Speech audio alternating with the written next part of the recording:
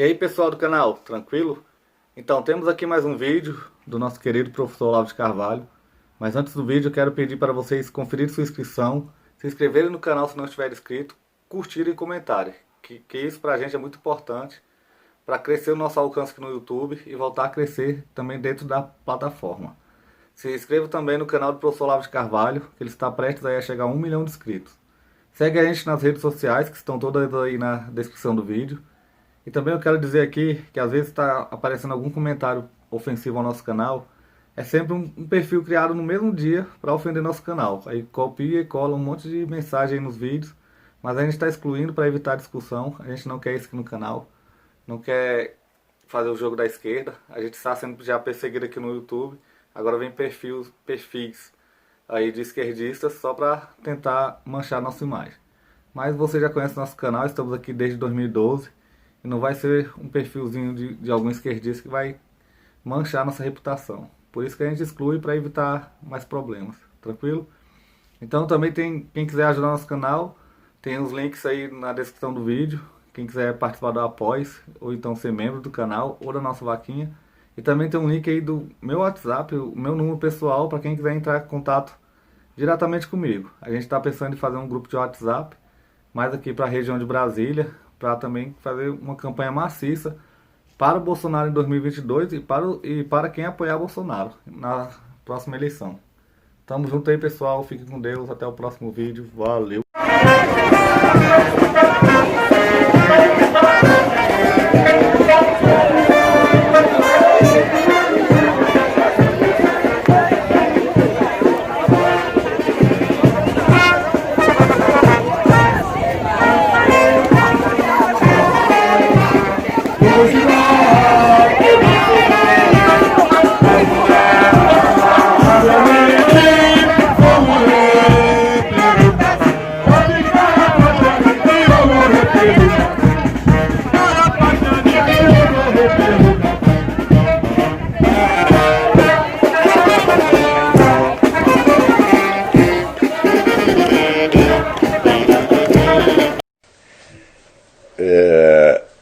Normalmente, as pessoas não procuram, de maneira alguma, coerenciar o conjunto dos seus conhecimentos mais elevados, seus conhecimentos superiores, de ordem científica, histórica, filosófica, com as suas atitudes na vida real, do dia a dia. Mas o esforço para fazer isso é absolutamente indispensável, na medida em que só aí você adquire uma medida da crença que você tem nas suas próprias ideias. E é evidente que aquelas ideias das quais nós podemos nos servir para aulas, conferências, ou livros, ou artigos de jornal, ou para discussões de botequim, mas nas quais nós não podemos nos apoiar para as nossas decisões na vida real, elas não contam realmente, e elas são uma espécie de teatro, quer dizer, um fingimento que você desempenha e do qual você se serve como uma espécie de muleta psicológica destinada, sobretudo, a facilitar o seu esquecimento das responsabilidades cognitivas maiores. Ou seja, quando lhe interessa, você lembra que sabe alguma coisa, e quando não lhe interessa, você apaga. Este fenômeno se observa tanto na vida dos indivíduos, quanto na existência das comunidades de intelectuais, especialmente a comunidade científica. Quando observamos a história dessas comunidades, quando não as observamos apenas passivamente, para fins de estudo acadêmico, mas quando procuramos buscar, realmente, fazer uma espécie de uma história da idoneidade científica, a história da idoneidade intelectual nos últimos 4 a 5 séculos, um empreendimento que, aliás, nunca foi feito. Não existe uma história da idoneidade intelectual, mas deveria existir, evidentemente. Como se pode acreditar, vamos dizer, na existência de um fenômeno que jamais foi estudado historicamente? Qual é o padrão de honestidade médio da intelectualidade superior, especialmente da profissão acadêmica? Nunca se fez um estudo disso. Quando se tentou alguma coisa nesse sentido foi numa escala microcósmica, no estudo do Paul Johnson, que chama Os Intelectuais, onde observando os grandes mentores da Idade Moderna, ele viu que quase que invariavelmente eram pessoas de uma mendacidade extrema, quando não verdadeiramente personalidades perturbadas. E quando nós vemos esse fenômeno, nós, evidentemente ficamos assustados, falamos, mas como é possível a humanidade seguir essas pessoas? Como podemos, né, até que ponto podemos levar a sério um Jean-Jacques Rousseau, um Voltaire, um Karl Marx, uma coisa assim, se essas pessoas evidentemente não respondiam sequer pelos seus próprios atos? A ideia de que devemos considerar somente as ideias, por um lado, e não a vida das pessoas, é uma extrapolação indevida de um preceito que vale no sentido dos estudos literários, porque uma obra literária é uma forma acabada, na qual nada mais vai ser acrescentado e que não pode ser alterada pelos atos do seu autor. O que quer que Shakespeare tenha feito antes ou depois dele escrever Hamlet não muda o texto da peça, e aquilo pode ser, vamos dizer, reproduzido indefinidamente, tendo, vamos dizer, uma espécie de unidade formal que cria uma certa independência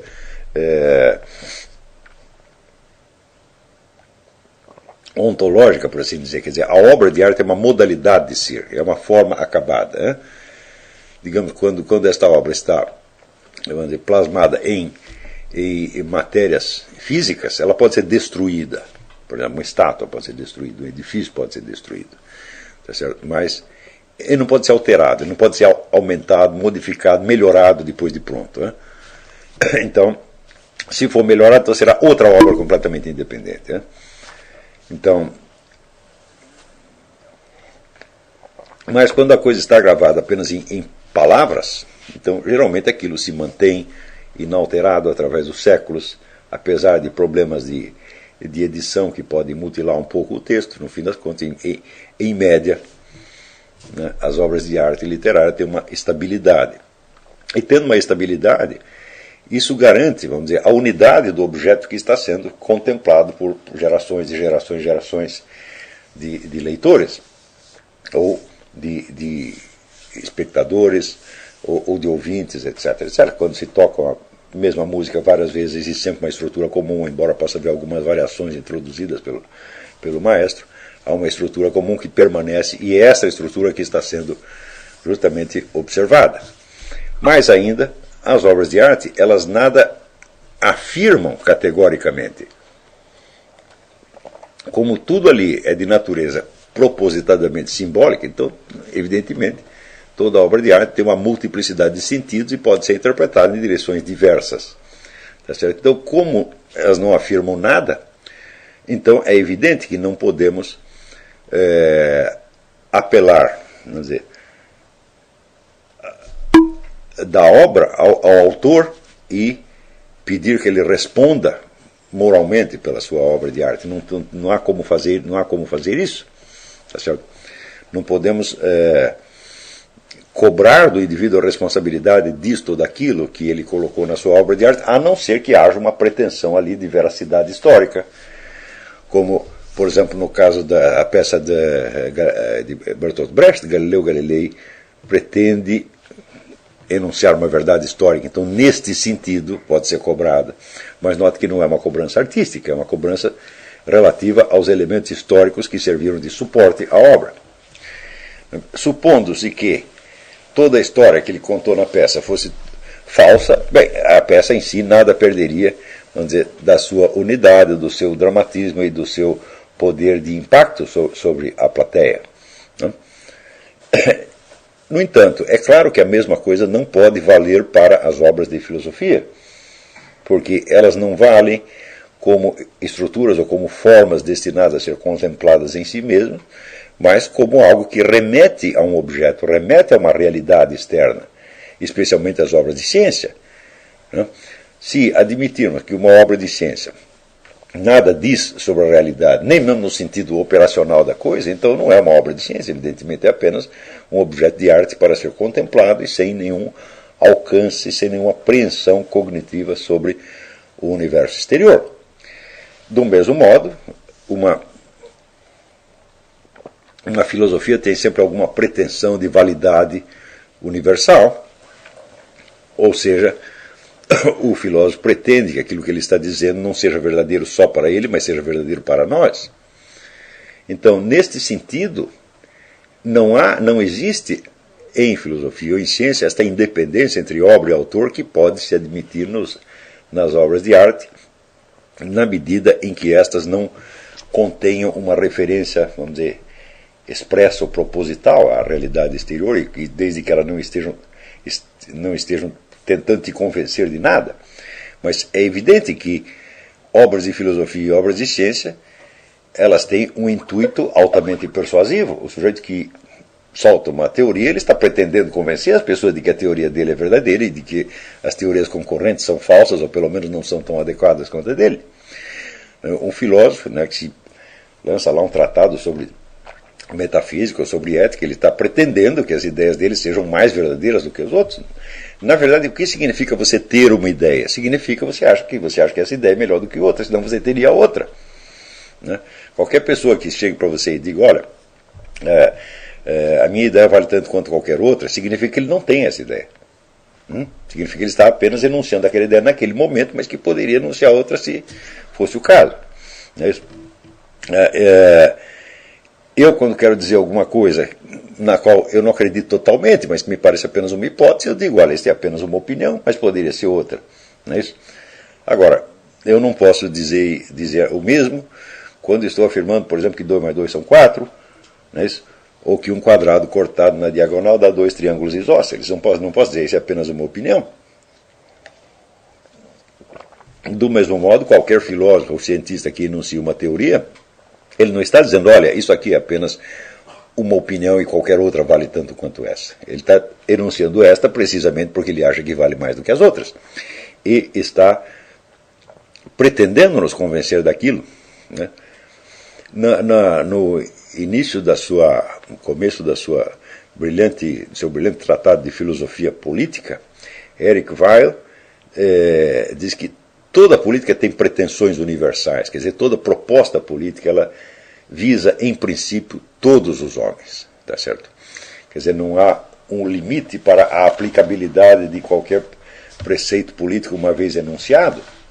Se você está defendendo a democracia, ou o fascismo, ou a teocracia, ou qualquer outra teoria, é porque você acha que aquilo é bom para todos os homens e não somente para alguns em particular. Por quê? Porque isso equivaleria precisamente a não defender essa teoria, mas a aceitá-la apenas como um fato empírico que acontece aqui ou ali, mas que não tem poder normativo. Se você acha que uma proposta política tem poder normativo, então esse poder normativo tem que ser de natureza universal. Ou seja, se você quer o socialismo, você quer o socialismo para todos os homens e não só para alguns. Não é isso? Se fosse só para alguns, perguntar assim, você quer o socialismo só para alguns? Eu quero o socialismo só para alguns. Eu acho que todos os socialistas deveriam viver num regime socialista. Né?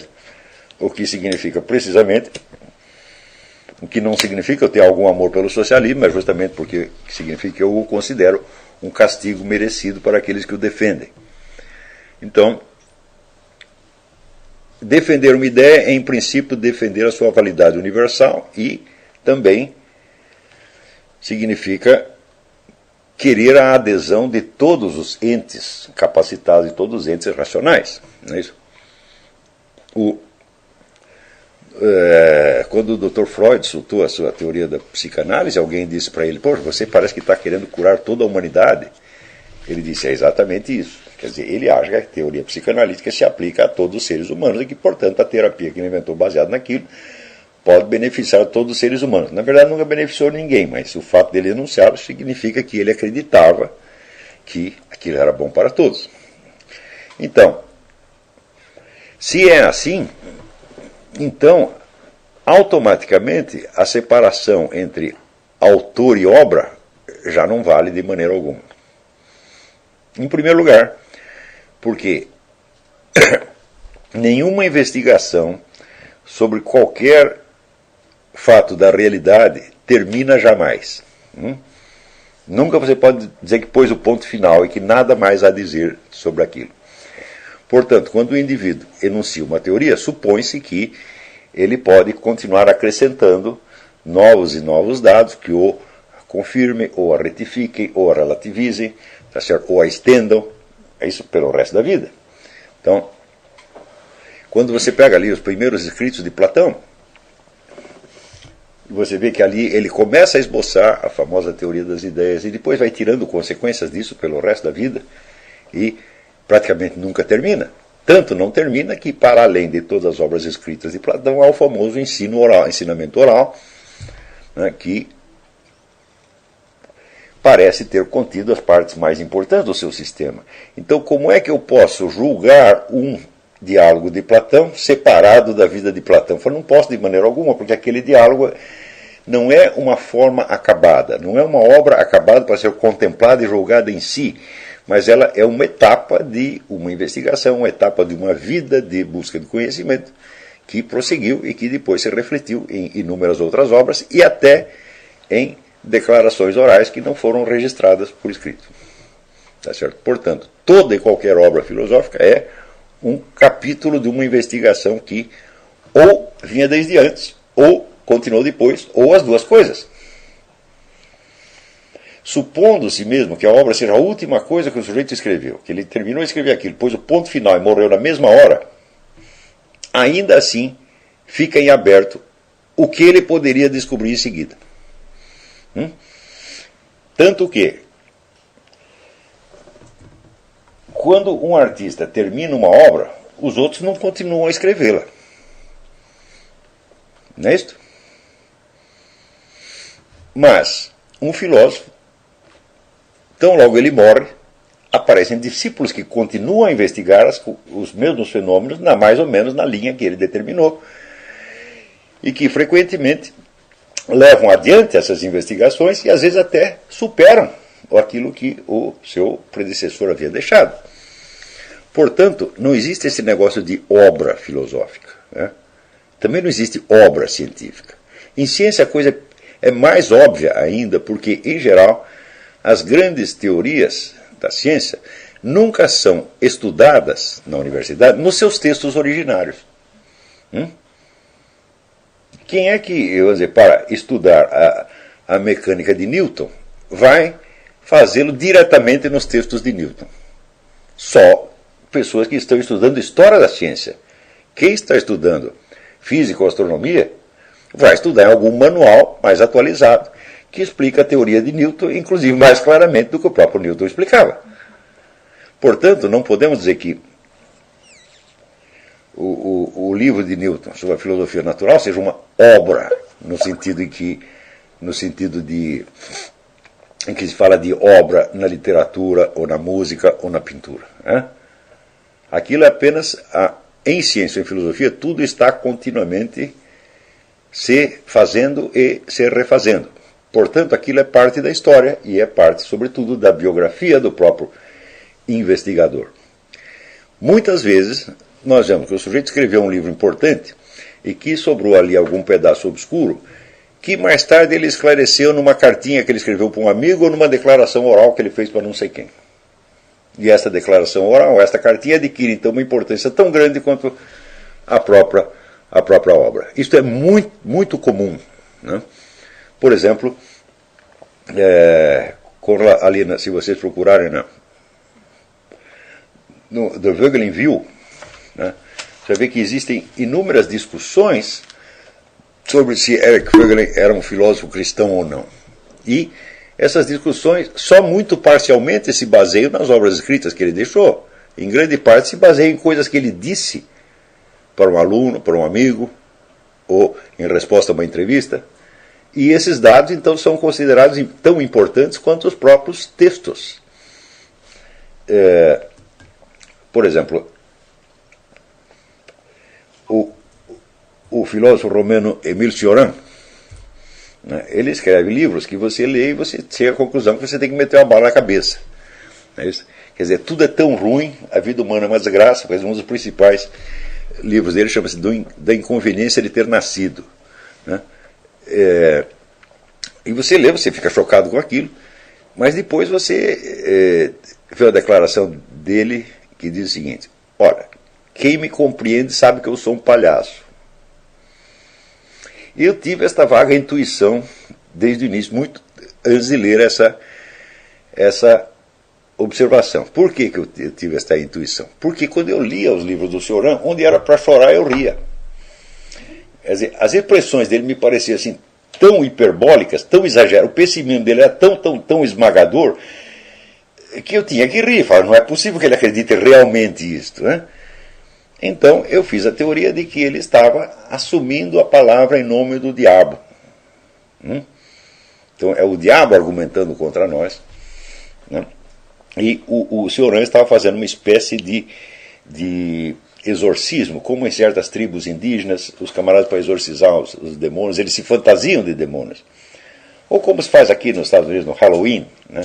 As crianças se fantasiam de bruxas, de vampiros, de lobisomens e tal, para, né, neutralizar o medo dessas coisas. Então é uma espécie de exorcismo. E eu falei, o Cioran está fazendo a mesma coisa, né? Então, porque o número de suicídios entre os leitores do Cioran não era maior do que entre o restante da população, embora ele fizesse todo o possível para convencê-los a matar-se. Então eu falei, não, isso aqui é uma imitação do demônio.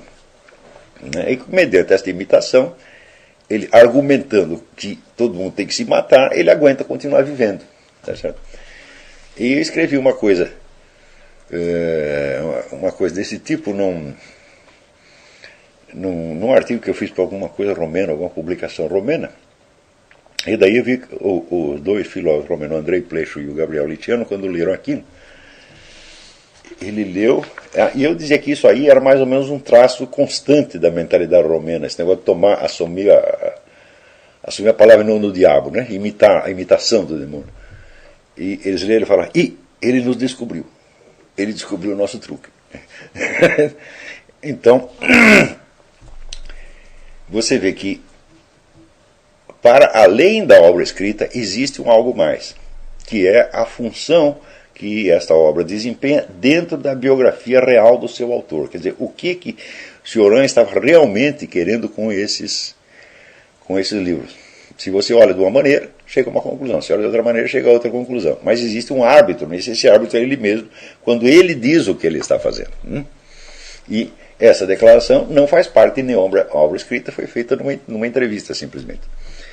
Então, a separação entre obra e autor, que se justifica até certo ponto, no caso das obras de arte literária, musicais, teatrais, etc., até certo ponto, eu digo porque também até certo ponto essas obras também têm uma dimensão cognitiva, né? Também tem uma referência ao mundo real. Então, a separação entre obra e autor não se justifica de maneira alguma nos estudos filosóficos. Também é evidente que... E aí, pessoal, estamos mandando aí caneca para todo o Brasil. Muito obrigado ao pessoal que ajuda o nosso canal e adquirindo as canecas. Também é uma forma da gente interagir. Muito obrigado. Também valeu aí pelas dicas, pelos comentários aí positivos ao nosso canal. Muito obrigado mesmo. Isso aqui é uma forma da gente manter o canal no ar. Tranquilo? Tamo junto aí, galera. Forte abraço, muito obrigado a todos. Quem quiser é só encomendar, essa daqui já vai para São Paulo, Rio de Janeiro. Todo o Brasil a gente manda. Valeu, tamo junto. E aí, pessoal do canal, tranquilo? Então vamos lá, apoie o nosso canal, participe da nossa vaquinha. Que a gente está aí tentando melhorar o Brasil, sempre apoiando nosso presidente. Sempre trazemos aí para vocês vídeos do professor Olavo de Carvalho, com novidades ou alguns vídeos aí antigos, que sempre estão atuais. O professor Olavo de Carvalho é fera, o Olavo sempre tem razão, Bolsonaro presidente, Bolsonaro até 2026. Tamo junto aí com Deus, pátria, família e liberdade. Valeu!